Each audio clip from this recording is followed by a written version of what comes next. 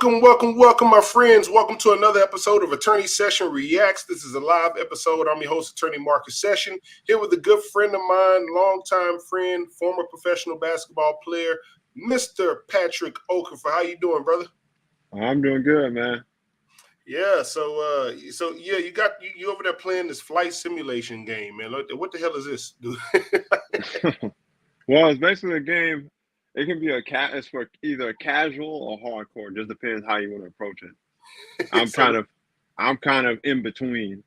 I don't like the casual, and I don't like too hardcore because hardcore requires a lot of reading up on actual flight, a bunch of learning how to read like approach charts, departure charts, understanding some airplanes and Right. emergencies and fares and all that type of stuff. So you telling me you consider yourself a casual? I'm above a casual. I know more than the casual. The casuals usually just want to get the plane up in the air and really don't understand what they're doing. Right. Well, man, bro, I'm glad you got on the show with me tonight, man. I'm glad you found the time. I know you got a family, kids, beautiful kids, beautiful wife. I know you got all that going on, so I appreciate you getting on with me. So, I wanted to discuss the topic, especially with you, because I know your politics pretty well. And oh, yeah. And I thought you'd be the perfect guy to get on here. First, I want to preface this by saying Pat is one of the best men I know. He's a good guy. So, anything he says, I pretty much respect his point of view, where he's coming from. But the topic that we're going to discuss is, I want to say it's a novel one, but it's not really. So we're talking about whether or not Black men are choosing to turn Republican instead of staying Democratic, right? So first, I just want to get your opening views or your opening comments on what we're about to talk about, see where your head is at. Then we'll break down and go into the recent things that are happening in the news in the world of politics, such as, Robert Kennedy Jr. deciding to endorse Donald Trump. We have former Congresswoman Tulsi Gabbard decided to endorse Donald Trump. So we're seeing this shift of traditionally liberal individuals, politicians, citizens starting to endorse conservative politics. And so what's your initial take on all that? I wouldn't even say there were traditional liberals. Mm-hmm. Most of them were pretty moderate. Mm-hmm. And I think you've seen some on the Democratic Party, I think, is moving more to the left than they are to the middle. Mm-hmm. They traditionally run in the middle, but then once they're in power, they seem to be governing to the left. And there's a lot of things going on, I think, quite a few moderate people just don't agree with. That's what you're seeing with I wouldn't say Tulsi Gabbard is a traditional conservative. And believe it or not, I don't even think Trump is a conservative. I mean, he's never really espoused conservative views per se.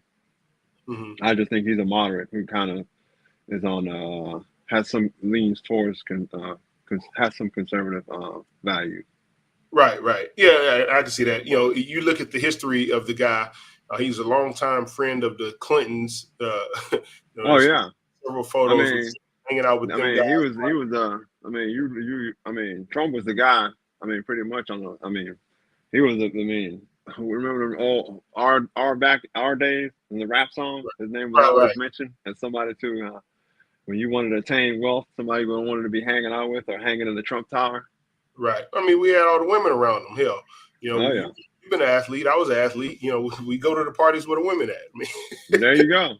And the parties, when you have enough money like he does, the parties come to you. But we'll get into that later. But there's a lot of things surrounding that, right? There's negative sentiment toward the former president for being a criminal at this point, convicted criminal at this point, and there's a lot of mixed feelings about that out there, and I definitely understand both sides of the argument. But that was a shock to most people, having Robert F. Kennedy endorse Donald Trump. And, just from the readings, one, of course, he's dried up in campaign funding, so he had to pick a side. The thing about independents is they can shift an election toward one candidate or the other because their followers pretty much have they pretty much have enough to kind of sway a vote either way, right? If they endorse a certain candidate, and him deciding to endorse Trump, it kind of feeds into the politics of those individuals who were kind of in the middle, not wanting to endorse Donald Trump, kind of wanting to go liberal. Those liberals who are kind of fading toward the right, not really wanting to vote liberal. It kind of pushes them, I think, to the right more than it does left, giving him, in the end, a little boost here. So what do you think about that? I partially agree with you there. If I mean, I'm not surprised Kennedy endorsed him. I mean, if you think about it, who blocked him at every turn to get on the ballot? I can't recall any Republican trying to keep fighting to keep him off state ballots and trying to keep him from campaigning and be a part of the process. So that's not surprising on that part. And two, him and Trump grew up in the same East Coast area, both from prominent families per se. Not surprising. I mean, if you look at JFK, I mean, hell, he'd be President JFK, by today's standards, he'd be considered a conservative if you think about his values. Right. So that's not surprising there, and I'm not surprising that maybe, I mean, Robert Kennedy never shifted. He kept the same views, and unfortunately, it looks like his party might have picked the line up and shifted. Right. And So, I just want to quickly give a shout out to Jay Alder. Thank you so much for the support, brother. Thank you for watching. I really appreciate it. But no, definitely, you're definitely right, man. It's this whole mix. Go ahead. And you would find more moderates if Trump could ever shut up, which he never will. If he would shut up and wouldn't have half the baggage he had, you would probably find quite a bit more moderates supporting him. But because he has that baggage, I mean, you won't find too many openly supporting him. But I'm pretty sure there's some that privately support him. And with that same sense, Trump, I mean, people think why they're surprised he's doing so well. I mean, what scandal hasn't came out about him? It's not like this is all brand new stuff. Like, hey, it's a surprise. Right. And to touch on the criminal part, I think a lot of people felt that that's more political than anything. I mean, if you think about the crime that he hold on. How political when the evidence is the evidence? Now I'm putting on. Well, the evidence is evidence, but let's be real. That evidence was stretched. So they stretched, he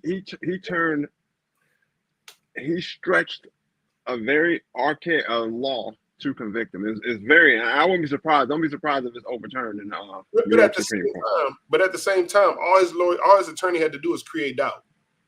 If you didn't have enough. That's true, but look where your jury was at. The judge ruled against him at every turn. Yeah, because I don't think he won one motion in that New York case. Right, because the evidence was substantiated. If you don't have enough evidence to support like I said, we can argue about that all day, but I think most people look at that and view it as a political trial. And at the end of the day, most people are going to look at it. Why do I care if he paid off some porn star? What is that? How does that affect? What crime does that affect me? Now, it was the other things that came with paying off the porn star. It was these falsification of business records, what they eventually got him on. Yeah, but it's all crime. It's all related. It's all related to paying off a porn star. Right. But most people using campaign funds to do it. Now, like, give me $150,000 of my own money if I want to pay off a porn star. Then hell, I'm gonna do it with my own money, and he had the money to do it. But why use campaign funds to do it? Well, most people are going to look at it like, how does that affect me? And it doesn't. Right. That's what most people look at it as it's political. I mean, you have a guy who ran on basically getting Donald Trump, which is unprecedented in my opinion. How do you run for a public office basically saying that you're going to prosecute somebody? Right. Well, so and man, we switched to gear with that one. I wasn't planning on going there, but I'm glad we did. Um, let's get to the meats of the conversation. You, my friend, are conservative, no? For the most, yeah, I would say conservative, more libertarian and conservative. Yes. Yeah. And I sometimes walk the line, and definitely not fully conservative, but I sometimes walk the line. I'm a moderate. I consider myself a moderate, more And to I would actually do consider you a moderate, believe it or not. yeah, a little toward the left, but more of a moderate. And I'm open about that. But here's the deal: are black men choosing to turn conservative, and why? Just reading through, just talking with some buddies of mine, right? One of the main things is that they don't feel that the liberal agenda actually cares about them or has their best interests at heart. Like they may do the gay and lesbian agenda, or like they may do the immigrant agenda, which is all good, but there's or the female agenda. That's all good, but where's the support for the male agenda and the things that interest black men, right? And I'm hearing Well, that across the board. here's the thing. Outside freeing criminals, or I guess you say the liberal agenda purport to free criminals. What have they done for Black African American men? Because all they do is assume that all African American men have some kind of criminal record, when that is not the case. Mm-hmm. I definitely don't have a criminal record. Do you? Obviously not. I definitely don't. It's not obvious, but I'm joking. Well, we both hold positions where you can't have criminal records. Yeah, true. Yeah. So, okay. Go ahead. I mean, if you look at the black men, first off, black men are I would say most black men are conservative at heart. Mm-hmm. What my issue with some African American men is, can't really see you in the camera. Can't really see you in the camera. There we go. I'm sorry. Yeah. Well, the issue here is most black men feel they can't get ahead because they're black, and that they feel that the government needs to do something for them to help them get ahead. And that's where I differ in viewpoint. I want the government to get the hell out the way. I don't like I'm very limited in government interference in anything. I think the government does more harm than good. Mm-hmm. Now, so here's where we kind of differ in that. I don't feel that it's anybody's job to make me successful but me. I was raised by parents that taught me to work hard and go get what I wanted. So I'm definitely with you on that. But I won't sit there and pretend that other races or that white people don't have certain advantages that I don't have. I'm not going to pretend that doesn't exist, because it does. But I'm not gonna allow that to limit me. You see what I mean? So, well, when you say that, in that same breath, there's some white people that don't have what you have. But I mean, we're talking about opportunity. Opportunity. Right. I can go around the corner right now. I live in a big old house. I can go around the corner right now. There's a trailer park full of white people. I live in a conservative county, huh? Man, I like living in the city, man. I live in high rises and stuff. So, man, I remember. So it's just the benefit of the doubt, man. Of course, and here's the thing too, is the black men of today aren't the black men of yesterday. Mm-hmm. Most of us are more successful than our parents are. We have more things. Most of us are middle class. So when people come at you and start telling you some race story, it's like, okay, like what? I mean, like what is that? What is that supposed to do?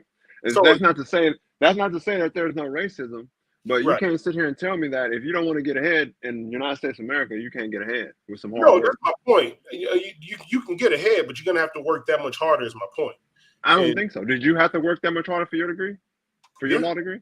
Yeah. Oh yeah, absolutely. Compared to the next person? I went to a good school, but I wasn't given the benefit of the doubt. I was, So you worked harder. You worked harder than a white student at your school. Absolutely. You have to work harder to get ahead. Pat, I work harder than everybody. Well, there you go. You work harder than everybody. You just work hard, period. I work harder than everybody. Because that's what you do. But no, I no. And your hard work paid off. But no, I had an equal opportunity in law There school. you go. That's what I'm looking for. No, You I had did. the equal. I'm not gonna lie. You had the equal opportunity, and you had to put in the work. Yeah, I ain't gonna lie about that. But there were some instances going for jobs and things like that where I wasn't given opportunities. And I know good and well it was because of my skin color. But like I said, that's not something I'm gonna let stop me. I'm just gonna go to the next one, and I'll eventually get on or get what I'm looking for. Well, that's easy to say because without telling me the whole circumstance of who they hired. Yeah. Was not to say the person they hired didn't have more experience. Oh no, trust me. I mean, Pat, I don't like to toot my horn, but I got more degrees than the average man. And I know that. Average man. So I mean, who wouldn't want to hire me, right? No, I'm joking. But okay, so one of the main things, I have a good friend, and he's probably watching. His name is Gene McIntyre. He often talks about the economic concerns in our entrepreneurship, right? So most Black men that I know, I know there's stereotypes out there, but it's not the Black men. Most Black men I know have a business acumen. Most Black men I know, and I was just about to get on that too, are entrepreneurs, and most Black men versus women are more than likely to be small business owners. Right. I mean, I have a buddy that owns a lawn service. I have buddies that own dealerships. I have that started from scratch, Black guys, right? Engineering firms, from all types of industries, right? So what I'm hearing from them, and most of them are deciding to go conservative. What I'm hearing from them is that they like to focus on economic empowerment, small business ownership, and promoting small business that the conservative forms of government usually promote. For instance, in Texas, we don't have a franchise tax unless your small business grosses, I think, over $2 million, right? And then you'll have to start paying taxes or franchise taxes. It's not like that in a lot of states, especially a lot of liberal states. So, what are your thoughts on that? Well, you can't blame them. That's the thing. I tell people all the time, what are you going to vote for? A herd or in your best interest? I heard. Am I going to vote for this guy because he's Black? Or am I going to vote for this guy because my business will thrive under his policies? So, yeah, I heard Charles Barkley in an interview one time talking about that very thing. He was like, his grandmother was asking him why he votes Republican. And he said, well, Grandma, I'm rich, Grandma, and you rich too. So yeah, I definitely get people voting their own interest. But what would you say? It is your vote. It's not a we. It's not a we vote. It's not a you vote. It's not a him, her, or she. It's your vote. Mm-hmm. My job on this life was to raise a family and for their best interest. It's not the best interest of this guy across the street. That's not how it works. It's my kids and what's best for them in the future. What would you say to a commentator that would say that that's a selfish mindset? That's a selfish mindset to want to take care of my kids? Then hey, I'm selfish. So in the sense that if society as a whole is not taken care of, then it'll be that much harder to take care of your family, your nuclear family. You can't take care of a whole society. Mm-hmm. So okay. So let me say. So you're not in favor of taxes or raising taxes or anything? Oh no, no. So what would you say to people that say, okay, we need parks, we need roads, we need bridges, we need all this stuff, and our tax dollars pay for that.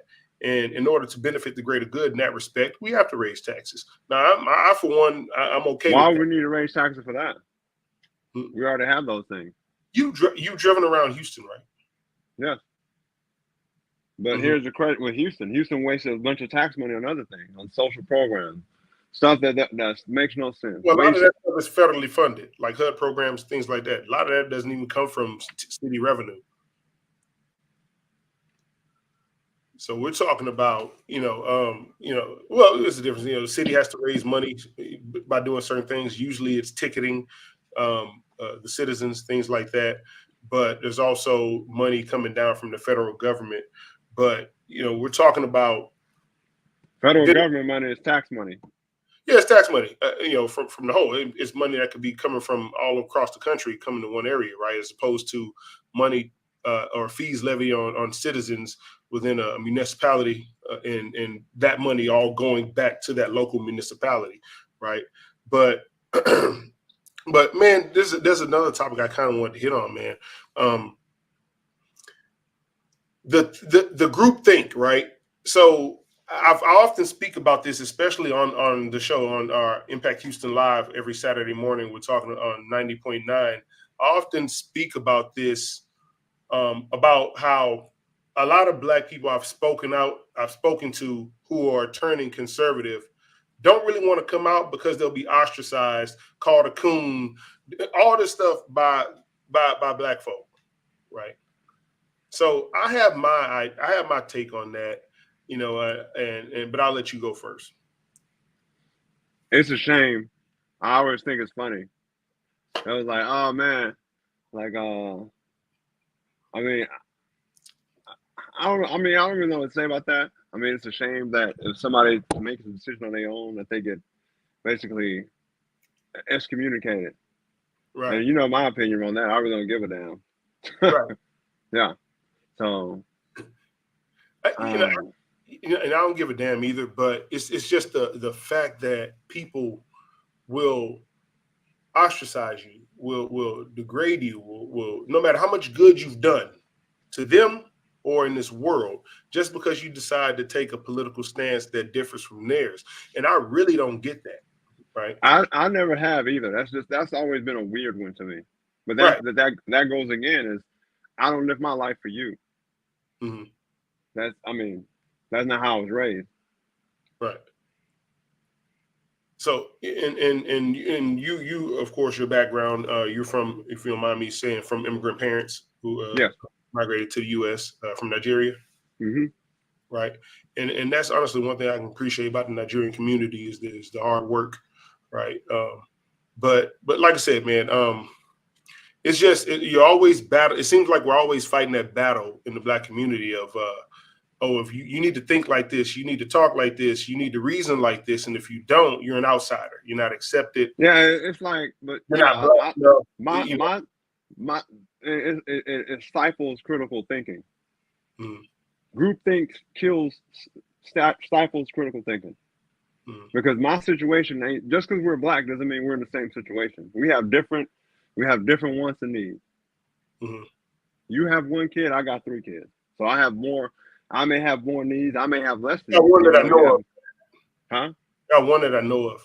One that you know. I'm pretty sure you know your kids. Come on, man. I'm bullshit. I got one kid, America. I got one kid. Yeah, I got 3 kids. Just because being Black is just a character trait. Mm-hmm. It's a skin color. But let's talk about it. My child is biracial. Your child is biracial. Your children are biracial. So I was talking to one of my coaches the other day. We were talking about even with that, being able to choose which side. Like, why can't my daughter choose to put white on the application if she wants to put white? American society tells her she has to put Black, which I'm proud of. Don't get me wrong, but I'm saying for the sake of my daughter, I want her to be proud of who she is. I want her to be proud of both sides of who she is. I don't want her to hate a part of her own self, right? So why wouldn't she be able to, check white or Caucasian on a application if she wanted to? I mean, she's half, right? Mm-hmm. It's funny. Me and my wife. It was a funny story. My wife went to was enrolling our kids in school one time. She called me while I'm at work. She's like, what box do I check? It was a race box. I'm like, hell if I know, just check all of them. Just check all.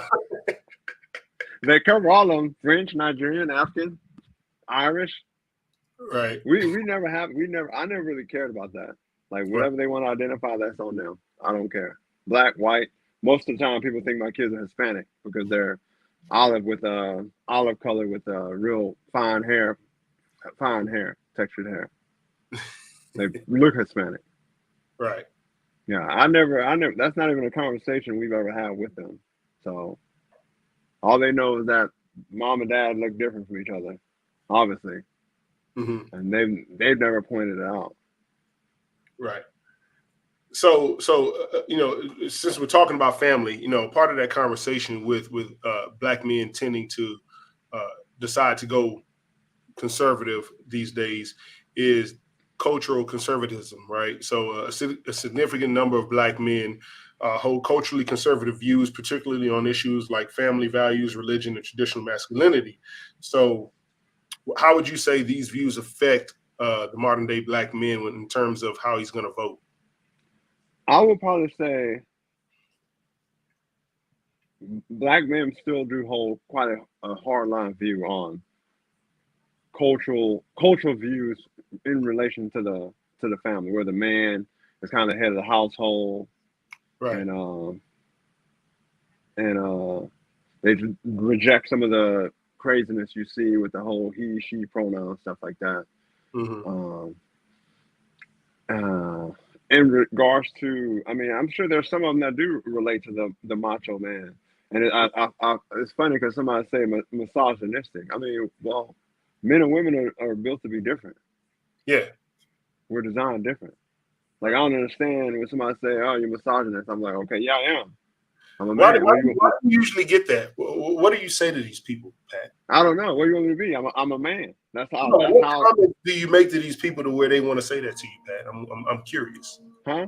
What comments do you make to these women to where they want to tell you this, Pat? I'm I have curious. no idea. That's a good question. I'm a man, but guess what? I treat my wife with the utmost respect. Mm-hmm. I And don't make. I don't. She gets to say in anything that goes on in our house. Pat Okafor, U of H's own. I just think it's hilarious when people say, "Oh yeah, you're a misogynist or some such and such." I'm like, okay, whatever. I play sports. I've learned the art of teamwork. Now we apply the same concept to our marriage. Right. But it's almost as if you say anything nowadays that supports anything having to do with a man, you're misogynistic. You know, But I remember. that's those games, and that's where Black men feel like they're being left out. Because then Right, right. you have the African American woman, and she fits the greatest role because she's a dual victim. She's Black and as a female, which they already see as two victims in one is the Mhm. I wouldn't perfect go that far. vessel I wouldn't for go that whatever. far, Pat. Huh? That was a blanket statement. I wouldn't go that far. Oh, it is. Mm-mm. Um, yeah, I know. I know where you're coming from, but I wouldn't go that And far. I feel like, Right. and if you're not some help hapless man, that's literally what they pushing. Mhm. Like you have to be effeminate. You can't be a male. I, Some I, men are some men are aggressive, and some men are. I mean, not aggressive to the part where you're aggressive to females. That's always unacceptable. But they lump that together. Like if you have like if you're a misogynist or have a macho attitude, then that means you're a womanizing, aggressive rapist or future rapist or something like that. mhm.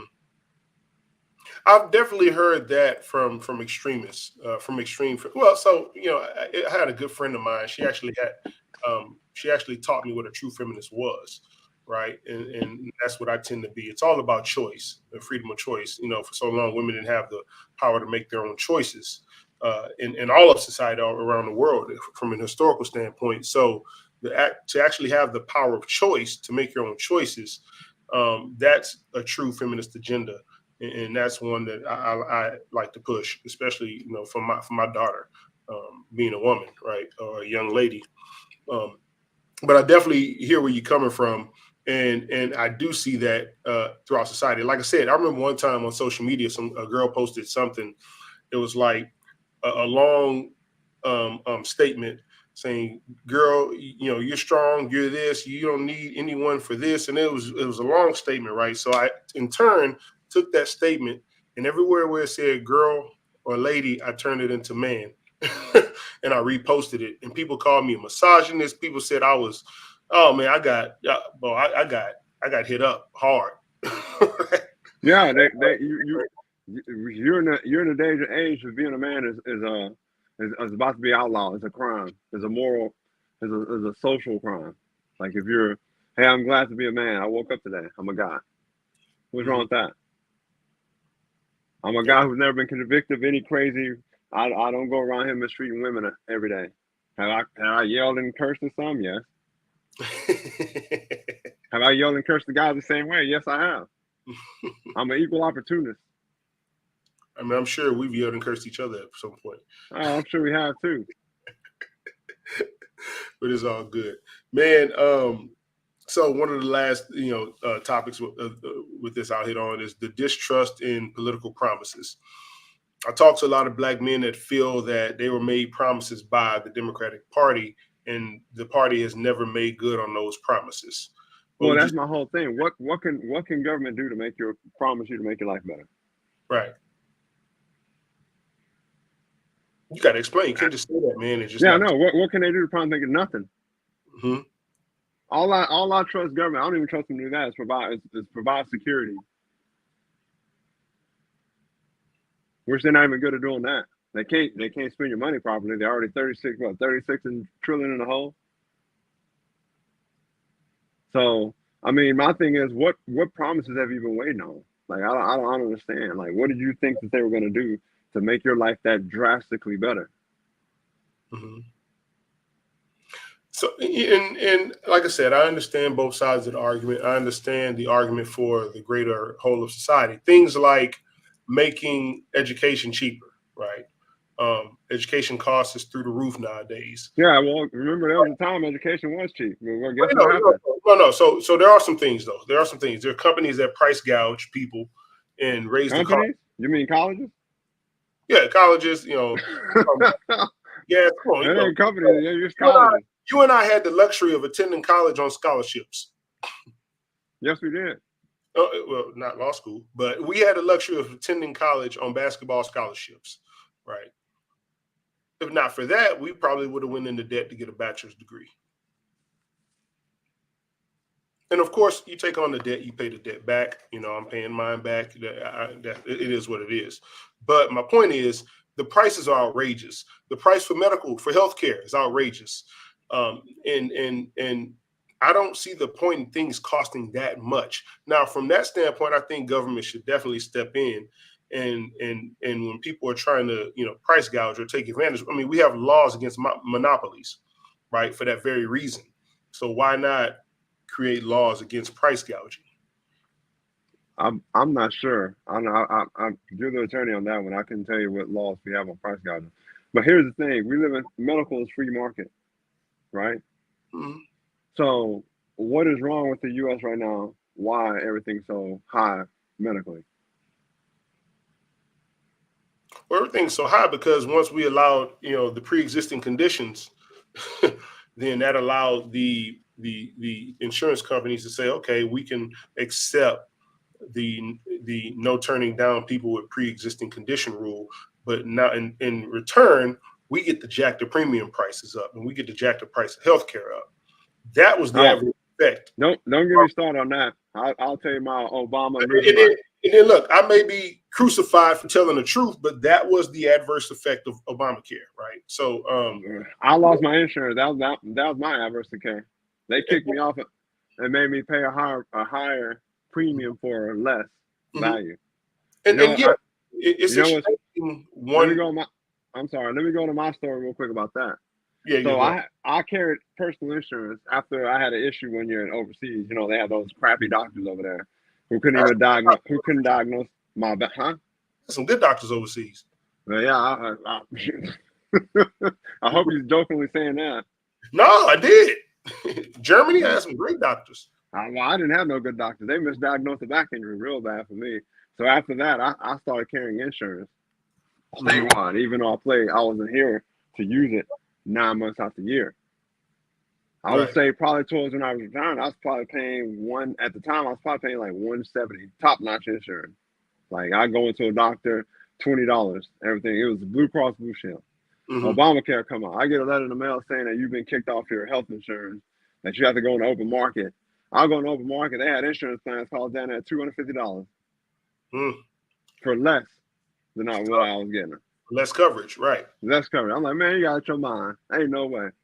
So what Obamacare essentially did was help the poor be able to, and I'm okay with that, right? Don't get me wrong, I'm okay with that. But what Obamacare essentially did was help the poor be able to get medical coverage at a really good price. For little to nothing. And the rich, of course, aren't worried about the price of healthcare. What it impacts is the middle class.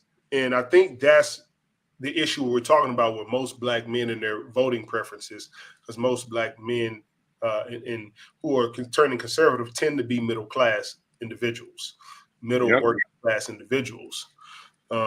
So I mean, yeah, I don't know, man. What else you got for me, man? I mean, it's been a good conversation. We 35 minutes in. I don't want to hold you all night. You got a Well, family. I think part of our issues with medical is, let's face the fact, we got a out of shape society. We got a lot of people with a lot of chronic illnesses. Mhm. People who just don't really take care of themselves, smoking and all this crap. And then you got the vape. That's gonna be the next problem, the next health issue, vaping. You wait for that. You think insurance is high now? Yeah, All, vaping. all You know the process of vaping. Have you ever seen that Body Worlds exhibit? no. You never been to that exhibit, like where it shows the human bodies, the human carcasses, or the human bodies that have had all the skin and fat melted to the waist, so it's just the flesh and the bones and the. Yeah, I've heard about that. I know what you're talking about. So that plasticization process they use to preserve the flesh and the bones and the organs like that, it's the same mini process that's inside of those vape pens and everything, and that's what it Not does to your surprising. lungs. And that's what it does to your lungs. The same thing it did to those bodies, right? Watch, I'm gonna get sued by big vape companies for telling the truth, but it's all good. An absolute defense to defamation is the truth. So prove to me that that's not the process. Anyways, man, any closing comments, my brother? I mean, it's an interesting election. We'll see what happens. I mean, I think it's gonna be tight, to be Oh, it's honest with you. definitely going to be a tight election. The best thing the Democrats could have done was find a new candidate. I've always said that the problem with the Democratic Party for the longest has been messaging, and President Joe Biden just wasn't talking to the public enough. And I don't know if it was whether or not because he didn't have the wherewithal, or he just didn't have the capacity, but he wasn't talking to the American people enough, and I think that hurt him down the stretch. Well, Really problem decide. with problem with problem with Brian wasn't that. They needed somebody to worship. They need somebody How, what? they need somebody to worship and inspire them. How you gonna get that out of some geriatric old man who can't string together a complete sentence? Why you got to call him a geriatric I mean, he is, isn't he old? man? Isn't geriatric old? Yeah, but it has a negative connotation to it. Well, I mean, when you can't string together a complete sentence, I mean, what do you want me to say? I mean, he called Donald a sucker. Who? That's pretty much the only thing he said. Called him a sucker. He was pretty good, but I definitely think he need to go. And honestly, this was the best move they could have made. And the Republicans need to find a way to bounce back. And definitely those two individuals we spoke about at the beginning at the opening of the show, Kennedy and Gabbard, they definitely helped the Republicans to kind of regain some of that momentum that Kamala took from them. So we will see. Let's see. I think at least I would say, I think there should definitely be an age max on any presidential candidate. Yeah, that's another constitutional issue, discrimination. We can talk about it another show, but Yeah, I know, huh? But I think honestly, taking tests that will demonstrate that you're in your right mind are necessary because it is such an important position that Well, one needs all when the they facts. made the Constitution, you gotta remember, the framers felt that the ultimate people who decide that were the voters. Mhm. Well, old was 30 back then. No, yeah, but these are 30-year-old men who I'm saying 30-year-old men were considered old in the late yeah, 70s. but when they wrote the Constitution, they weren't 30-year-old men, were they? Yeah, they were like in their 40s and 50s. Yeah, they were older guys. Yeah, but They come on. felt the ultimate person to decide what's old or not would be the voters. Yeah, the voters. And if Yeah. you felt that guy was too old, you voted him out. But my point is, every now and then the voters need something to prove that you're in your right mind, and I definitely agree with that. Well, that's called a debate. Mm-hmm. You don't hide your candidate in the basement for 6 months and vote for him if you know if he ain't talking to you. Have you ever taken a steroid or something in your body to help you with an injury to get you through a game? Oh, so you believe he's taking steroids? I'm saying. Yeah, I know that. That's funny, but that's why you got to talk to him more than one time. He can only take those so many times. Yeah, I agree. You can only take those so many times before they start figuring out Exactly. something And wrong. so my point is, I'm hearing speculation, but I'm hearing through the grapevine that in order to get on stage, he took a lot of those things to help him. I wouldn't be surprised if uppers. Who knows? Yeah, I was told by some individuals I can't name that he took uppers. So we'll see. But man, I really appreciate you getting on with me tonight, man. We got to do this more often. We got to talk about some other things. I want to have a whole show talk about dating, man. Good luck in this Good day luck. and age. Oh man. I want to bring a panel of ladies on, a panel of men, and we just all talk. You know? I told I got 3 boys. I told them this might be an arranged marriage. How old is your girl? You say what? How old is your daughter? You're 6. How old is your youngest son? Well, he's 8. He's 8. Tell her she's married. Hey, does he have a job? Not yet, but he will be.